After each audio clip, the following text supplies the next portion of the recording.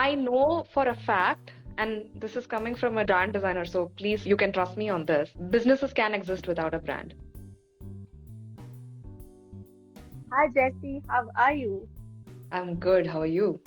I'm good too. Okay, so first of all, thank you so much for joining me live, and I'm super excited to have you here because we have some really good things to talk about. Really, some really nice questions that I'm going to ask you. Let's begin with the first question. I want you to really introduce yourself because I want all the audience know you better. Okay, so I'm Jayashree. I run a small branding and identity design studio called J Design Studio. I'm currently based in Bangalore, and I help fempreneur brands to show up authentically and build their business in an ethical and profitable manner with the help of branding. Okay, I love this. I don't think I also asked you very specifically in any of our phone calls before. Tell me, why did you choose what you chose? One of my friends recently asked me, like, yeah, branding क्यों करती है यार? There are so many things that you could do easily and get it over with and, move on with the day.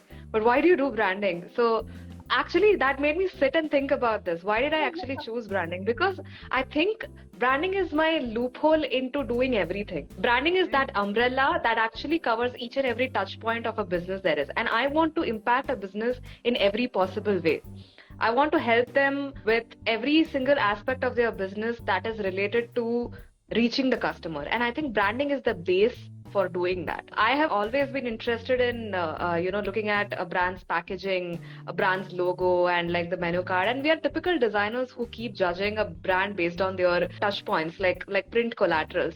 And I was classically like that only. But once I dove deeper into what it is that I really like about it, it's the idea that what kind of perception it creates in my head. And I wanted to manipulate that idea.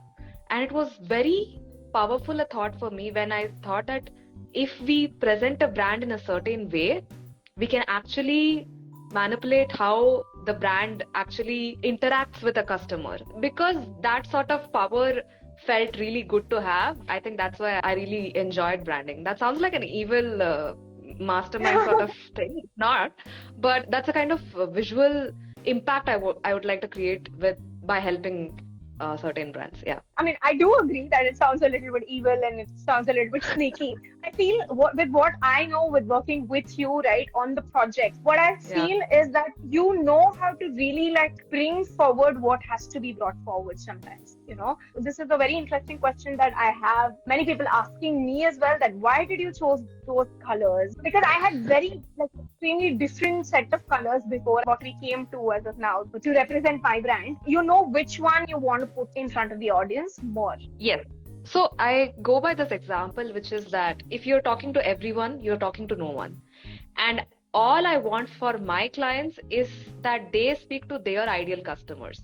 So in Correct. order for that to happen, I need to vet the entire design process in a way that it is speaking to the psychology of their customer and not to the psychology of my customer, which is the client. And that's Correct. why I think when you brought up the colors, which was probably a shocker for you as well as your audience as well, but I thought it sort of speaks more to your ideal customers. And it's not just colors. I think we have to manipulate, and I use the term manipulate loosely, not in a negative way, but our visual presentation really speaks to the psyche of our customers. So in Correct. some ways, we are trying to Yeah. attract them the right way through our visual language as well. When we're talking about all of these things, what comes to me is there's a difference between business and brand, right? Both are businesses. If you just look at it as just a regular business versus a brand, there's a major difference. What is this difference? Why? I know for a fact, and this is coming from a brand designer, so please, you can trust me on this. Businesses can exist without a brand. There are absolutely so many businesses out there. Agreed. I mean, if you walk out of your house and if you go to this pan wale ka dukan, that is itself a business. We cannot And deny that that's not a business. But that's yes, not a brand either. It's not a brand that people root for. I want to support this guy. I want to yeah, support this guy's mission. We don't have that sense of belonging with every single business out there. So when you create a sense of belonging with a particular business, that's when you form a brand. And this is a business choice. that a lot of businesses need to make. I want to stay extremely connected with my existing customer. I want to develop a sort of bond with my new customers. I want to impact their lives in a way that they do not wish to even try or give a thought about another competing brand. So when that's the kind of goal somebody wants to achieve in their business, that's when they shift to seeking help in branding. Correct. And also, I believe that sometimes, like, because specifically when you mentioned like a pan shop or maybe like a pani puri stall, I think Yeah. sometimes there need not be a major big branding situation happening as well.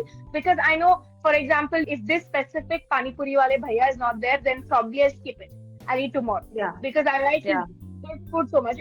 Does that mean that also has some kind of branding, if not in the professional manner, Uh-huh. or is it just the quality of food and the connection that I probably have with the person who serves it? In that case, it is a brand for you. I'll tell you what. Branding is not something that is created and put out by the business itself. It is what the gut feeling of the customer of this particular brand. If the Pani Puri wala is putting out a logo, that is not a brand. If he creates Yeah. sort of this feeling inside your gut saying that I cannot eat anywhere other than this particular one. And along with that, let's say I'm the customer, right, for this particular stall.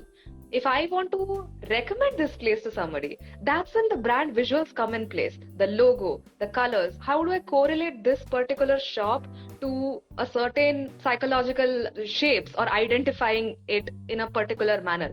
For that, you need the brand identity in place. Okay. So if this stall particularly had a logo or a color scheme or something like that in place, in that case, we would say that that's the brand identity of this particular business. Yeah. Visual branding is literally the last bit of branding. Whereas a lot of people It is. confuse it to be the main part of the branding. Of course, it is. I wouldn't say it's not a main part, but it's the last bit of the whole process. When we were working together, there were so many things that we did, and then toward the end came logo and colors and font. That's just the visual bit. Whereas why we chose those colors for me, giving a backstory to this is when Jashi chose those colors and she showed it to me, I was like, they look very good. Like, no, nothing against that. But I'm not fond of those colors. They're too bright for me. They're too out there for me. I did tell Jashi that, you know what, Jashi, you've done a fabulous work. It's amazing. But do you think like I should go ahead with these colors only? Sure. She also told me one more thing. Brand colors is not like love at first sight. It's not going to happen like this. Oh, you see them and like, oh wow, I love these colors. It's something I tell every client of mine. It's the opening slide for my for all my client deck presentations. When we were coming to that, she told me another thing that if you want your favorite colors specifically, put them on your cushion because that's where they should belong. Like your personality should come into your living room decor, not your brand, because your brand is not just about you, but it's also about how you want to be portrayed, how your clients have to see you, perceive you, so many different things that we discussed that day. Now tell me, why did you choose those colors for me? What was your thought process? It was not particularly my thought process, and that's what branding is, right? So when I went into this deep dive of a discussion with you as to what you wish to achieve through this brand, how do you want to be perceived by your audience? What is it that you want to convey to them? What kind of vibe do you want to reflect through your branding? For me, those colors were coming in as forefront to associate that. I'm not saying that colors themselves will play this manipulation. It's a lot of other things. The way you speak, your typography, your vocal presentation, your copy presentation, everything, all in all coming together in one particular unison is what will actually make your customer feel the way you wanted. And you wanted them to think of you as an authority. You wanted them to know that when they work with you, you have this fun, vibrant personality, and you are this business bestie of some kind who will be there with them and who will coach them into this and who will not be judgmental. Those are the things, okay? So it was a fun mix of authority at the same time vibrance that I wanted to bring in to your brand's presence. And I needed it to be in a way where it immediately catches an eye. We needed to make you stand out because business coaches were not as, for the lack of better term, I would say loud in in their social media presence, okay, in terms of colors, right? When suddenly a business coach is coming in front who's having this sort of this vibrant personality, and they say they are a business coach, and it sort of does not align with the regular scroll that keeps happening in the minds of your customers, and that scroll suddenly stops just for the sake of that color, and they just see like, okay, what is going on? This business coach has sort of this huge vibrant personality, let me see what it is. And that sort of creates an intrigue in the minds of your customers, and further it pulls them into the story as to who you are, what you do, and when they click with it, they'll eventually go into like following you, and further hopefully into buying into your coaching program. That's the intention that I had in mind. Yes. And I also think that you added a lot of that authority bit that was missing through the bright colors, because why I specifically say that is there is a massive difference with the kind of people that are approaching me now versus the kind of people that were approaching me. We kind of put the branding out there in June, I'm guessing. Yeah. The kind of people that were approaching me in March was more of, okay, yo, she's very friendly, she's very approachable, let me just DM her and ask my questions and get my questions answered and just done with it. And obviously there was a lot of love that I was receiving with respect to that, but there was a little bit of a friction with respect to conversion, because you rightfully pointed that to me and said, Anagha, because they're not seeing you as an authority that they should be seeing you as. They see you as a friend that they can just DM and get their work done. And this is another thing that I really want to share with others as well, that just the moment, like within 1 week of posting, did nothing really, right? There was a consistent effort to say, I think 2 to 3 months of really building that newer version of this brand that was already there. There was a lot of love and effort that was put into this brand, and then Jeshri came in and we did that rebranding, and then there was that another 2 to 3 months of consistent effort. I remember texting Jeshri and asking, hey, like, how was my today's post? Or she would DM me and say, bang on, you got it right. Or, okay, this is a small edit, from the next time make sure that you use these certain words, or the way, probably the designs. And by the way, I had 2 conversions recently, very recently, I think about a month ago, who asked me for a discount. This is a very rare case scenario. People don't usually ask me for a discount. 2 people asked me for a discount, and I was a little bit taken aback because I don't want to give discounts. It's an energy exchange. If I give discount with respect to the kind of money you would be paying me, then I would probably have to give discount in the kind of work I would be putting in, and that's not something I would be willing to do. So when I'm giving my full, I want you to give your full, and that's what I approach it as. And both of them ended up signing up with me for my full price without any discount. And I think it was just a single message. I told them that there will be no discount. That's the authority I'm talking about. That's good authority. I think there is one thing about branding is that people assume that a brand strategist, if you hire one and if you let them do the work, then the business owner's work is almost done altogether. And that's not true. My job as a brand strategist is to work with the business owner, and I generally do not take up projects where I'm not working with the CEO, because it's the vision of that particular CEO that we are trying to implement into this brand, and I need to talk to them and I need to have a conversation with them. And when I hand over a brand design done and hand it over to them, all I expect them is to align their business decisions in alignment with what they spoke to me about, like their business goals, what their brand personality is. And when they always keep that in mind at the background, they're like, I have to present myself in this way. This is sort of this template that I follow as to like how I present myself, how I share my thoughts in this platform, and how I sell my even sell myself, right? How do I do all of this, right? There is a sort of this personality that has been provided in sort of this structural format for me. I will make every single business decision in alignment with that, right? So that's when truly that brand has been successful, and you have done that really well.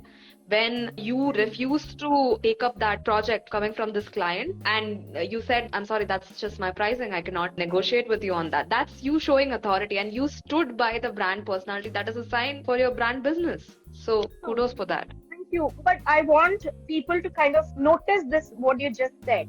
Branding is not just about what you put out there. It's also how you somehow embody and like you become. No matter how strongly you portray yourself out there, and they get on a one-on-one call with you and find out that you're not that person, I don't think then it anyway makes sense. Absolutely. So one of the biggest thing I have learned in terms of branding is that people don't follow businesses, people follow people, right?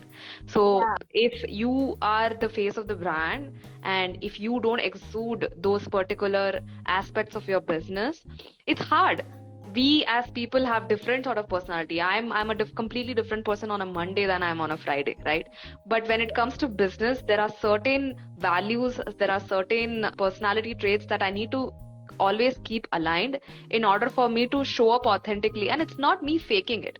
It's me doing the right thing for the business, at the same time being true to myself. That's why we do this whole brand discovery thing where we sit down and where we do a deep dive on what kind of brand personality are we trying to showcase, what is it that is completely you, what is authentically you. And when we do a deep dive on that, and when we filter it down to what your personality actually is, to showcase that is much easier for the business owner rather than it is when they have no idea. Today I'm a very funny, laughable person. Tomorrow I am going to give gyan on what my customer is supposed to do. That really doesn't sit well with the customers, right? So you have to have this very aligned way of presenting yourself. We are talking about all the things behind the visual branding, and we're talking about certain things about visual branding as well. So can you brief us about why logo, colors, and fonts are important? Because again, like we just discussed, it's the last bit of the branding, but why is it very, very important? It's last bit of the branding when the brand designer is creating it, but it's the first bit that anyone is going to see. So for that reason itself, it's very important. If I call it this basement of a building, it's the first floor that anyone enters. They see the logo, they see the brand colors, they see the typography, they see that, is it even a premium brand that I want to associate myself with? Is it something that is even appealing? So the appeal comes in first, then comes the curiosity about what actually the brand does. And that's how we drag it. So because it is the forefront, you need to give it a lot of importance. That makes sense. Nobody knows the kind of work we've done before those colors and pictures came out. That's the whole point. Yeah. That's amazing. Now, tell me, I think there's a lot of myths around branding. What is your favorite one and burst that? Okay, I won't call it a myth, but I have a 2-point perspective on this. Some businesses think that they need to have their branding sorted before they even start their business, right? And some businesses think that they don't need their branding done at all because it's just logo, colors, and typography and such. Both of these perspectives are wrong for me. Businesses don't have to have it done absolutely correctly in the beginning of their business. Why? Because they don't know what kind of connection they are going to build with their business. I mean, if the business hasn't even started, if you haven't even made a sale, I don't think you're capable of investing into the branding, and you don't even know what kind of relationship you're going to have with your audience, right? So what I'm trying to say is brands don't have this sort of connection until they actually have the business developed. You can take your time for you to figure out what is this personality that you want to showcase in front of your audience. Do you have a connection with your audience, right? So you can take that time. And because people are supposed to have like a registration, and it's sort of legally they are bound to have this. So what you can do if you really want to have your branding sorted in the beginning itself, what you have to do is you have to have the answers to these questions. How do you want to present yourself in front of audience? What are your 5-year goals? What are your 10-year goals? What kind of connection do you want your customer to have? Do you want them to be extremely loyal to you in a way that people are loyal to Apple? Is that something that you want? You have to have answer to that question. Now, people who do not care about branding at all and they just slap a logo and they move forward to it, some people get success in that. But where they struggle is having sort of this connection with their audience.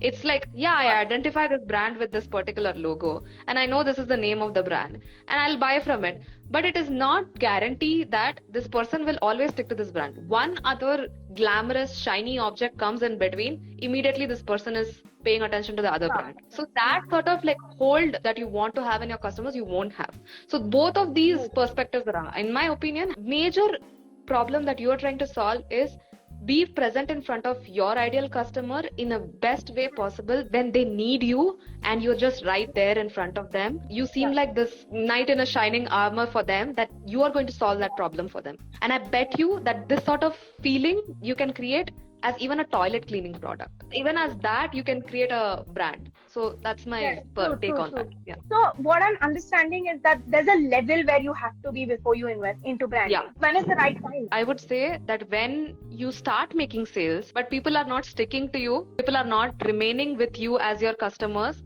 and now they are looking for next shiny object, that's when I think you need to start investing into branding. When you feel like you have too much competition, you're not standing out as a premium brand, you're not able to justify your pricing, like, why are you so expensive? What do you think you are in order for you to be like, charging that high? When questions like that arise, I think that's when you need to have a personality for your business or brand for your business, so that people can get behind that. We create a brand in order to create a sense of community in the minds of our customers. We do not create it to be just identified. It has to create a sense of community. Otherwise, that brand is really not doing anything successful for itself. So you're saying that somebody extremely beginning, like they just started their business, should not be looking at that? They can do it. I would suggest you can go ahead and do it, but you need to evolve with your brand. Okay. So the thing is, I'm pretty sure in a lot of brands, even if they have their branding sorted in the beginning, your brand will evolve.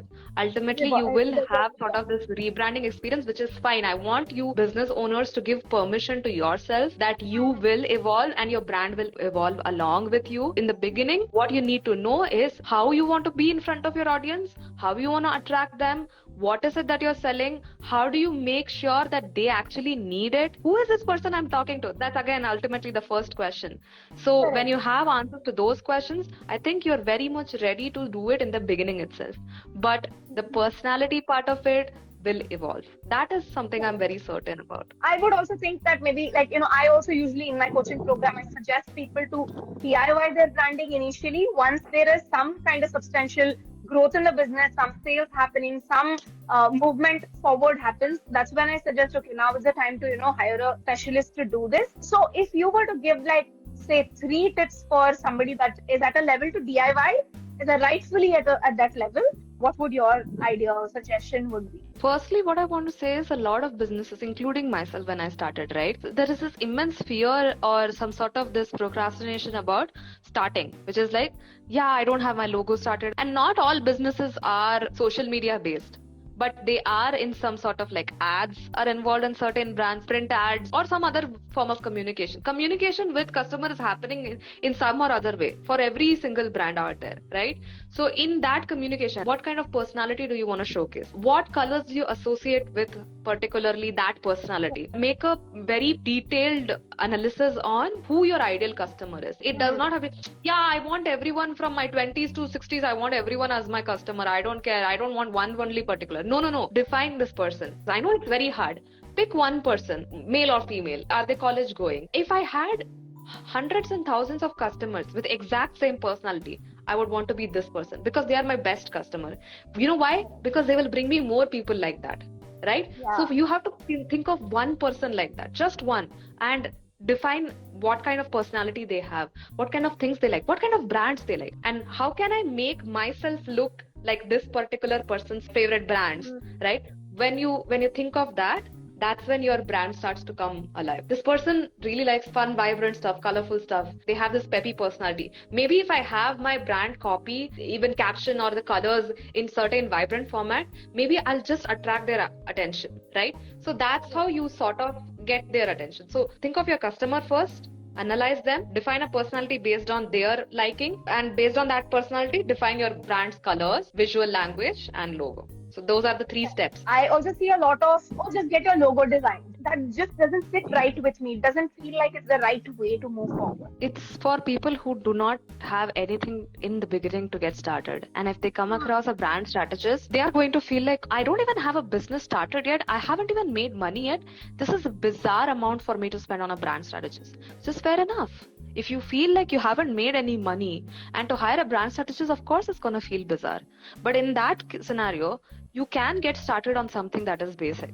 It's just that when you go into this registration rut, you want to get started and you want to register it immediately, and that logo becomes the whole stamp of your identity of the business.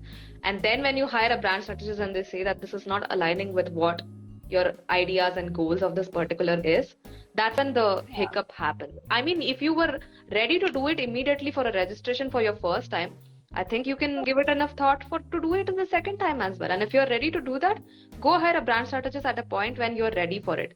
When customers' attention feels very, very important, that's when people have to go for brand strategy. I don't think the business owners can really see the value in branding unless they have a branding related problem. The money is not even in the bank yet. Branding is their last problem. It's not something that is in their mind. So at that point, if I go in as a brand strategist saying you know what, you need a logo, you need this, you need that, they're like, no, I need money that is supposed to be made by this particular brand. They will never agree to that. So for that reason itself, I think it's always better when you make some money out of it, you save up that money, reinvest it into the business, which is in the form of a branding, then I think it's a better idea to spend on branding. That was nice. I think we touched upon a lot of ideas and concepts Yes. about branding. Thank you so much for Yeah. sharing your knowledge and your thoughts with us. I'm sure a lot Thank of you. viewers as well enjoyed this live. I wrote a booklet for my audience, and it is for all the people who are interested in learning a bit more on how somebody can run a profitable business through branding. So I am giving it away for free in my website. There is a shop section in which I have added this particular booklet. It is freely available. People can just like type in their email ID and they can buy it. So this will sort of give you this framework on what branding actually does for your business and what are the different ways you can use branding in order to have a profitable business. So that is something I want to let the audience know. If they are interested in learning more about branding and how it can impact business, they can look there and even share your thoughts with me after reading through it. I can totally vouch for that book because I've also gotten that and it's really amazing. Thank So, you. yes. Thank you. Thank you. Okay. Thank you. This is really nice. Thank you so much. We did get a few messages as well that said that the entire conversation has given them a lot of value. And thank you so much, Jayashree and Anagha. Thank you. I'm so glad that there are people who love this live. I'm happy to answer any questions. You guys know my Instagram ID. If you guys have any questions, you can always DM me. And I'm so thankful for Anagha to give me this opportunity to have me in this conversation. And it's been just amazing to be here. Thank you so much. Thank you so much. Until next time. Bye-bye.